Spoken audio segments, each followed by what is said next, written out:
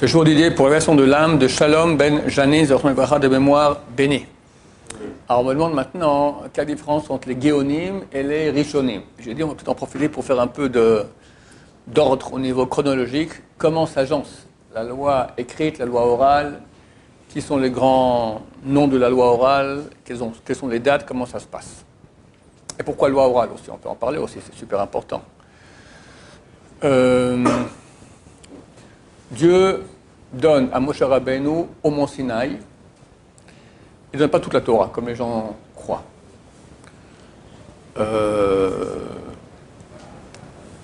Avant qu'il y ait le dévoilement d'Hachem au mont Sinaï, le premier du mois, le dévoilement a eu lieu le 7 du mois. Le 7 du mois de Sivan. Rosh Chodesh, Bnei Israël arrive au bas du mont Sinaï. Et Moshe Rabbeinu commence, il monte, il descend, il monte, il descend. Il fait la navette entre Hachem et Bnei Israël. Et à ce moment-là, il s'assied un moment et écrit dans sa tente, avant le don de la Torah au mont Sinaï, il écrit toute la Torah, depuis Bereshit jusqu'au moment qu'on est en train de vivre, c'est donc Parashat Yitro, qu'on va lire dans quelques semaines, qui raconte la venue du peuple d'Israël en bas du mont Sinaï, et Moshe qui monte et qui descend, etc. Après, pendant 40 ans, chaque fois que Dieu se dévoile de temps en temps à Moshe Rabbeinu, lui parle, lui dévoile encore une partie de la Torah, et Moshe Rabbeinu va écrire cela dans le texte. Vient le jour de la mort de Moshe, et Moshe Rabbeinu écrit même sa mort. Comment il peut écrire sa mort? C'est un menteur, parce qu'il dit Moshe est mort, il est encore vivant, il est en train d'écrire. Alors, c'est écrit qu'il a écrit cela sans mettre les espaces entre les mots, donc c'était illisible. Et Yoshua est venu après, et lui, il a fait la séparation des mots, comme ça, de façon que ça devienne lisible. En tout cas, toute la Torah a été écrite par Moshe Rabbeinu, et quand Moshe Rabbeinu décède, là, elle s'arrête. Le même jour où il est décédé, il a écrit 12 exemplaires de la Torah, donné un à chaque tribu, et le premier, ou le 13e, d'accord, a été mis dans l'arche sainte, dans le tabernacle. Après cela, on a d'autres écrits saints, encore 19 autres, qui ont été écrits par différentes personnes. Alors, je crois que lui, ici, il va nous dire, voilà, c'est bien, on a juste sous la main. Alors, on a d'abord le livre de Yoshua, écrit par Yoshua. Ensuite, on a les juges. Et Shmuel. Les juges et Shmuel, donc il y a eu différents juges, pendant environ 400 ans. L'époque de Shmuel, c'est environ 400 ans après l'entrée en terre d'Israël. Donc Yoshua rentre en terre d'Israël, fait la conquête de la terre d'Israël, il écrit son livre. Il est décédé. Et on a la période des juges. Plusieurs juges sont venus. Othniel ben Kenaz, Gidon, Gilad, beaucoup d'accord sont venus. Et donc on a leur histoire dans les juges. Qui a écrit l'histoire des juges? Ce n'est pas les juges eux-mêmes, c'est Shmuel, qui vivait environ 400 ans après l'entrée en terre d'Israël. Shmuel écrit le livre des juges, écrit aussi sa propre histoire. Shmuel, c'est Shaoul, c'est David. D'accord? Pendant la royauté de David, Shmuel est décédé. Il raconte toute cette partie-là. Après, on a les rois. Qui a écrit les rois? C'est Irmiyahu, le prophète. Le prophète Jérémie, qui vient beaucoup plus tard. Jérémie a vécu environ 400 ans plus tard, à l'époque de la destruction du temple. Mais néanmoins, il raconte l'histoire de David, la fin de l'histoire de David, Shlomo et les rois. Il y a eu Shlomo, après son fils Rehavam. Là, il y a eu le schisme entre le royaume d'Israël avec 10 tribus dirigées par Yerovam ben Nabat et Yehuda et Binyamin avec Rehavam. Chacun ils ont eu des rois, chaque fois on parle un peu de ce roi, un peu de ce roi, un peu de ce roi. Des fois ils ont fait même la guerre entre eux. Une fois le roi de Syrie est venu avec le roi d'Israël contre Yehuda. Bon, il y a eu des guerres, etc. Toutes ces histoires-là de Melachim, passionnantes. Après, Jérémie, c'est aussi lui qui écrit son livre. Yechezkel le prophète, ça c'était écrit par un Shekset Agdola. Yechezkel, c'est un prophète qui a prophétisé à l'étranger, hors d'Israël. Normalement, il n'y a pas de prophète hors d'Israël. Yechezkel était en Babylonie. Il a prophétisé là-bas entre les deux temples. Les 70 ans le premier temple, il a duré 410 ans. Il y a eu 70 ans après de Galout, d'exil en Babylonie. Et Yechezkel était durant la première partie de cet exil. Ensuite, à la même époque, il y avait ici en terre d'Israël le prophète Yeshaya. Yeshaya prophétisait encore déjà avant l'époque de la destruction du temple. D'accord? Et c'est lui qui a écrit aussi, non, c'est pas lui, c'est le roi Chizkiya, qui était à l'époque de Yeshayahu, c'est un très grand sadique, Chizkiyahu. Lui et ses élèves qui ont écrit le livre de Yeshaya. Donc il raconte les prophéties de Yeshayahu. Après, on a ce qu'on appelle les Tréhassar. Tréhassar, ce sont 12 petits prophètes. Ils sont très très grands. mais ils sont petits en quantité.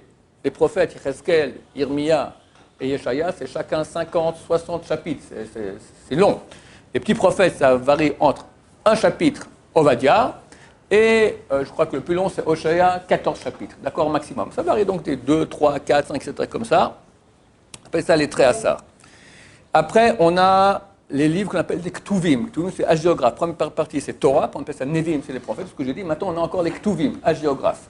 Alors, dedans, qu'est-ce qu'on a? On a Ruth, écrit par Shmuel, Teilim, écrit par le roi David, Iov, écrit par Moshe Rabbeinu, Mishlei et Kohelet, écrit par Hizkia, le roi et ses élèves, Shir Hashirim, idem par Hizkia et ses élèves, Echa, c'est les lamentations qu'a dit Irmia le prophète à la destruction du temple, le livre de Daniel et le livre d'Esther par les sages de la grande assemblée. Lorsqu'on est revenu en terre d'Israël pour la construction du deuxième temple, il y avait une assemblée de près de 300 sages qu'on appelait les sages de la grande assemblée.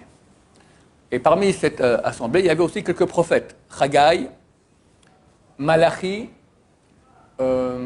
Mordechai qui a écrit la Megillat Esther, d'accord, avec le héros de la Megillat Esther. Tout ça, c'est des prophètes qui faisaient partie de cette assemblée des grands sages d'Israël, la grande assemblée, au début du deuxième temple. Donc Daniel et Esther ont été écrits par ces sages-là. Le livre de Ezra Nehemia qui raconte le retour des Juifs pour la construction du deuxième temple, ça a été écrit par Ezra. Et ensuite, Ezra et Nehemia ont écrit les chroniques. Chroniques, c'est l'histoire du peuple. Depuis Adam jusqu'à la fin, les noms, qui a mis. C'est très technique, d'accord? Qui les enfants de qui sont les enfants de qui sont les enfants de qui, les enfants de qui, comme ça, toute la chronologie. Et en cela, on finit les 24 livres de la Bible. On est à l'époque du début du deuxième temple. Le deuxième temple va exister pendant 420 ans. En 70, on est qui 68, on est qui 69, on est qui 70 de l'ère chrétienne, destruction du deuxième temple par Titus, 420 ans, et on part en exil. Enfin, il y a un début d'exil qui commence. Il y avait déjà un exil. Lorsqu'on est parti en exil au premier temple, il y a eu plusieurs exils du premier temple. Il y a d'abord les 10 tribus, quelques dizaines d'années avant la destruction du premier temple, ils ont été exilés, et depuis on n'a plus tellement de nouveaux où elles sont. On sait que les Falachas, les Éthiopiens, une partie d'entre eux, c'est la tribu de Dan. Il y en a qui disent que les Pashtuns, on a le révolutionnaire afghan, d'accord, c'est la tribu de Rouven. Et il y en a un livre qui a été écrit par le Rav Avichail, parle de 30 millions de Juifs qui font partie des 10 tribus perdues. C'est marqué dans la Mishnah, dans Sanhedrin, à la fin de Sanhedrin, s'ils reviennent à la fin des temps ou ils ne reviennent pas à la fin des temps. Chloquet entre Rabbi Eliezer et Rabbi Akiva, si je me souviens bien. On verra très bientôt s'ils reviennent, qui reviennent, peut-être une partie, peut-être personne, peut-être tous, on verra. Après, il y a eu un premier exil de la tribu de Binyamin Yehuda, avec, à l'époque de Yechonia, et après, à l'époque de Tzidkiya, 9 ans plus tard, si je me souviens bien, là vient Nabuchodonosor et prend tout le monde en exil, à part une partie qu'il laisse ici, très très petite, en Israël, qui aussi, pour finir, va s'exiler tout seul, parce qu'il a mis un gouverneur, qui s'appelait Gedalia ben Achikam, est venu un rachat, un impie, qui s'appelait Ishmaël, et qui a tué ce gouverneur-là. D'ailleurs, on fait un jeûne le lendemain de Rosh Hashanah, le 3 du mois de Tishri, pour commémoration de cela. Pourquoi? Il y a beaucoup de gens bien qui ont été assassinés durant l'histoire. Pourquoi on fait un jeûne entier? Pas à cause de lui spécialement, bien c'est un grand sadique, mais parce qu'à ce moment-là, tous les Juifs ont eu peur des réactions de Nabuchodonosor qui viennent maintenant tous les tuer, donc ils ont tous fui en Égypte. Donc la terre restait complètement vide pendant 70 ans. Parce que la terre d'Israël restait complètement vide sans aucun Juif, c'est sur ça qu'on jeûne. Avec Ezra, 70 ans plus tard, reviennent 40 000 Juifs en terre d'Israël. C'est rien, 40 000. Il y avait 1 ou 2 ou 3 millions qui sont restés en Babylonie. Donc c'est vraiment une poignée. Donc l'exil a déjà commencé à la fin du premier temple. Une poignée est revenue en terre d'Israël pour le deuxième temple. Et il y avait des Juifs en Israël. Il y en avait à Alexandrie. Il y avait la Gemara dit qu'il y avait presque 1 million de Juifs à Alexandrie et beaucoup en Babylonie. Puis il y a eu l'exil du deuxième temple, comme je l'ai dit, en 68, 69 ou 70 de la chrétienne. Et là, les Juifs peu à peu commencent à quitter la terre d'Israël. Dès qu'on finit avec les derniers prophètes, c'est l'époque du début du deuxième temple. Les derniers prophètes, le dernier prophète c'est Malachi, d'accord? Ça arrête la prophétie. Il n'y a plus de personne qui peut dire Dieu m'a parlé. Ça n'existe plus. Ça reviendra à l'époque messianique. Il n'y a plus de message direct de Dieu. Pourquoi ça s'est arrêté? Avodah Parce que il y avait plus suffisamment de proximité d'Hachem. Dieu a voulu que voilà, il y a eu trop d'écran entre nous et Hachem. Et là commence l'époque des Tanaïm. Tanaïm, ça vient du mot Tana en arabe qui signifie enseignant. D'accord? Les enseignants. Ça commence avec les zoug, avec des couples. Un qui était le Av-Bedin, le président du tribunal rabbinique général, et un qui était le président de l'État, le Av-Bedin et le Nassi. Et comme ça, il y en a eu, des générations, qui sont citées dans la Mishnah de Avot. Yehuda ben Tabai, Yochanan Ish Yerushalayim, etc. Comme ça, toute une série. Et après, commence l'époque des Tanaïm plus connus, tels que Rabbi Meir, Rabbi Shimon bar Yochai, Rabbi Akiva, tout, Rabbi Yehuda, Rabbi Eliezer, etc., qui va jusqu'en l'an 220 de l'ère chrétienne. La dernière génération des Tanaïm, elle est présidée, le président de l'État, c'était Rabbi Hanassi, qui est un descendant du roi David, qu'on appelle la Gemara Rebbi. Rebbi tout court, Rabbi Hanassi. Et lui décide de mettre par écrit, c'est interdit, la loi orale devait rester orale. La loi orale, c'est l'explication de la loi écrite. La loi écrite, donc c'est la Torah, 5 livres, plus encore 19, 24, d'accord, nous disent des lois. Le principal vient des 5 livres de la Torah maintenant. Ces lois, telles qu'elles sont écrites, sont presque incompréhensibles. Ça manque de détails, ça manque de nuances. Qui, quoi, comment. Shabbat, tu ne feras pas de melacha. C'est quoi une melacha? Combien de melacha? C'est quoi une melacha qui est interdite? C'est quoi une melacha? On peut faire Beshogeg, Bémézid. Si quelqu'un s'est adossé au mur, la lumière, est-ce qu'il a fait un interdit ou pas? C'est fait sans faire exprès. Alors oui, non. Bon, tout ça, c'est toute la loi orale. C'est resté oral exprès. Pourquoi? Si j'ai le temps à la fin du cours, je vais expliquer pourquoi Dieu a voulu que ça reste oral. Et il n'avait pas le droit de le mettre par écrit. Rabbi Hanassi, en 220 de l'ère chrétienne, voit que si on ne met pas par écrit les gros titres de la loi orale, c'est fini. Ça va s'oublier, c'est une masse d'informations beaucoup trop grande. On souffre, il y a une baisse de génération, on devient avec un esprit petit, il y a les souffrances de l'exil, les Romains, etc. Il met par écrit ce qu'il appelle la Mishnah, qui prend les enseignements des Tanaïm et il décide, il fait un tri. Les enseignements les plus solides, les plus vrais, qu'il a bien vérifiés, il les met dans la Mishnah. Son ami de l'époque, il y avait Rabbi Chia et Rabbi Oshaya. Rabbi Oshaya, il prend ceux qui sont un peu moins solides, il en fait un recueil de paroles de Tanaïm qui s'appelle le Tosefta. Prenez la Gemara, tout à la fin, il y a Tosefta. Très souvent, les Braithot qui sont cités, les citations de Tanaïm qu'il y a dans la Gemara, proviennent du Tosefta. Et celles qui sont restées à l'extérieur, c'était Rabbi Chia qui a fait un recueil qui s'appelle les Braithot. Une Braïta. Braïta, le mot bar, qui signifie extérieur. C'est extérieur à la Mishnah et la Tosefta. Ce sont les paroles des Tanaïm. Donc il met tout ça, à l'époque, en 220 de la chrétienne, tout cela est mis par écrit, mais ça reste aussi extrêmement opaque. Quelqu'un, il prend une Mishnah, c'est de l'hébreu, mais on ne comprend pas ce rien. Parce que le début parle d'une chose, la moitié parle d'une autre, la troisième encore, c'est fait exprès. Rabbi Hanassi, il dit, je mets par écrit, mais je ne veux pas... Il y a une raison pour laquelle je vais expliquer peut-être, comme j'étais en fin du cours, il fallait que la loi orale reste cachée.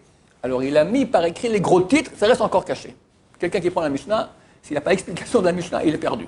D'accord? L'explication de la Mishnah, c'était une loi orale qu'on appelle la Gemara. Mais ça aussi, c'est commencé à s'oublier. Et en 250 de l'ère chrétienne, la génération d'après, le plus grand rabbin ici en Israël s'appelle Rabbi Yochanan. Il décide de mettre par écrit l'explication, donc la Gemara. Et il écrit une Gemara qui s'appelle le Talmud de Jérusalem, écrit en terre d'Israël. Mais c'est un Talmud qui est très petit, qui est encore très dur d'accès. C'est que 200 ans plus tard, en 450 de l'ère chrétienne, que va être écrit la Gemara, le Talmud de Babylonie, en Babylonie, par Ravashi et Ravina. Et eux mettent par écrit la Gemara que nous connaissons aujourd'hui, qui est beaucoup plus étudiée parce qu'elle est plus développée. Elle est vraiment...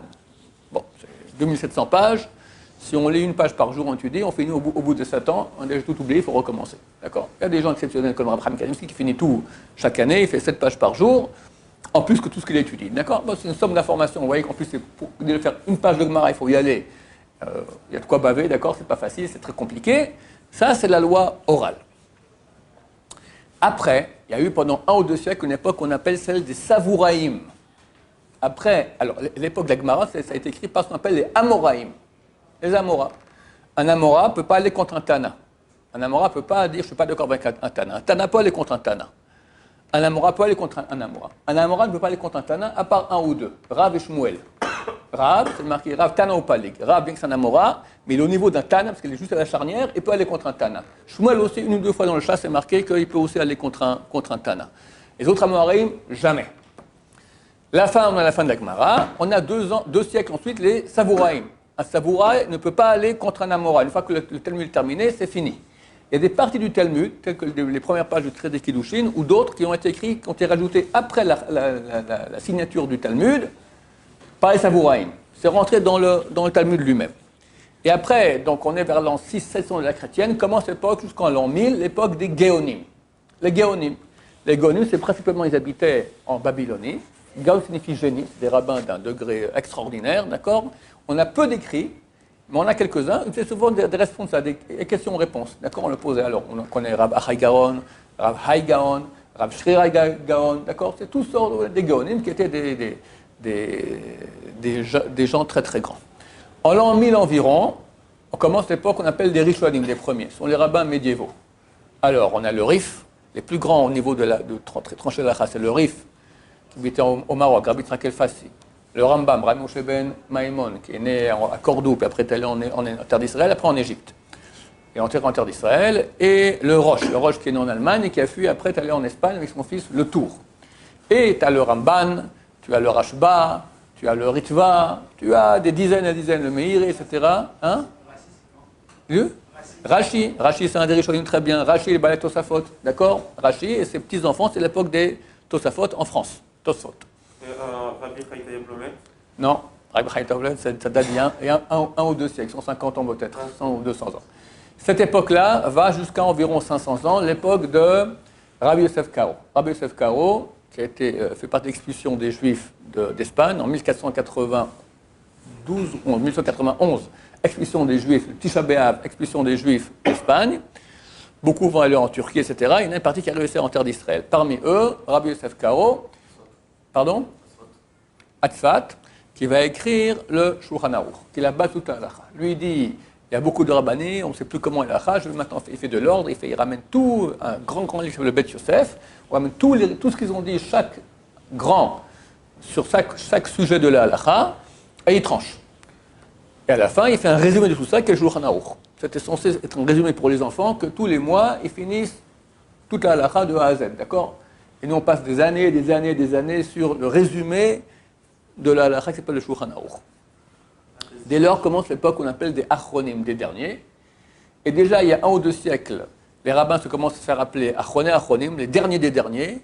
Et on nous appelle aujourd'hui encore comme ça, les derniers des derniers, bien qu'on ait des derniers de derniers de derniers de derniers. D'accord? Aujourd'hui, on est vraiment les nuls de la fin.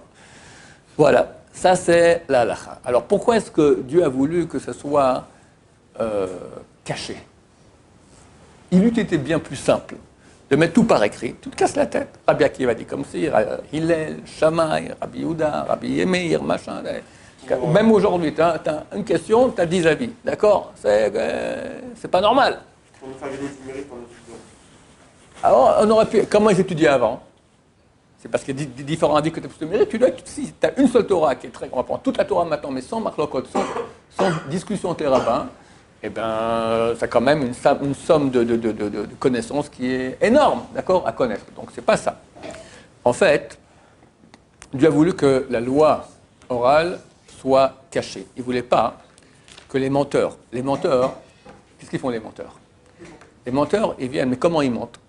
Un bon menteur dit, moi j'ai la vérité. Je te jure que j'ai la vérité, moi je suis le plus honnête du monde, d'accord? Maintenant, le vrai dit, mais non, c'est un menteur. Moi le menteur, c'est toi le menteur. Comment on peut savoir? On ne sait pas. Imagine, ils vont venir les chrétiens ou les musulmans, vont dire, Dieu s'est adressé à nous. Et preuve en est que nous, on connaît votre Torah. C'est pas compliqué, ils sont allés sur Internet, ils ont appuyé sur un bouton, ils ont copié, vu que tout existe aujourd'hui. Si tout avait été écrit, et Dieu a donné toute la Torah orale par écrit, on se communique un bouquin, et on dit c'est le nôtre. Et maintenant c'est fini, il n'y a plus le peuple juif, les chrétiens disent non, c'est nous. Comme ils disent d'ailleurs, parce qu'aujourd'hui ils disent que c'est eux le vrai Israël. Les Arabes auraient dit, les musulmans auraient dit non, c'est nous, Dieu s'est dévoilé à nous. Et la preuve en est, c'est qu'on a la Torah. Alors, qu'est-ce qu'il a fait Hachem? Il a dit, ok, je donne la Torah écrite à tout le monde, chacun peut l'avoir sur Internet, mais la loi orale, personne ne peut l'avoir. Personne ne peut l'avoir. Même sur Internet, on ne peut pas avoir. Même la Gemara, il faut y aller, connaître la halakha, c'est impossible. Très, très dur, d'accord? tout le développement depuis la Torah chez Birtav, c'est tellement ardu, c'est tellement un enseignement de maître à élève. Tu vois, la yeshiva, comment ça te prend pour une page de Gemara, ça prend un an, à raison de 8 heures d'études par jour. Ça prend un an pour savoir lire une page de Gemara. Lire, commencer un peu à ne pas patauger, d'accord? Devenir un sage, c'est des dizaines, 20, 30 ans d'études, ardues. Aucun goy peut arriver à cela. C'est resté une chose qui est cachée. Comme ça, aucun peuple peut venir et nous dire « la Torah nous appartient ». On dit « ok, explique-la ». Il ne sait rien du tout. Il ne comprend rien. C'est plein de contradictions. Voilà. Ils ne savent rien du tout. Ni les chrétiens, ni les musulmans, ni les réformistes. D'accord? C'est aussi des sortes de religions comme ça. Vous me direz, mais je ne comprends pas. Ça aurait été très bien que Dieu écrive ça pour tout le monde. Comme ça, tout le monde aurait pratiqué la Torah. Qu'est-ce que ça me dérange maintenant que les musulmans et les chrétiens, tout le monde pratique la Torah? Il n'y a aucun problème. Si c'est la même Torah, c'est la nôtre, c'est la vraie. Alors tout le monde la pratique. Il n'y a pas de problème. Dieu, il n'est pas contre cela. Ils l'ont refusé avant, c'est trop tard. Mais non, maintenant ils disent que...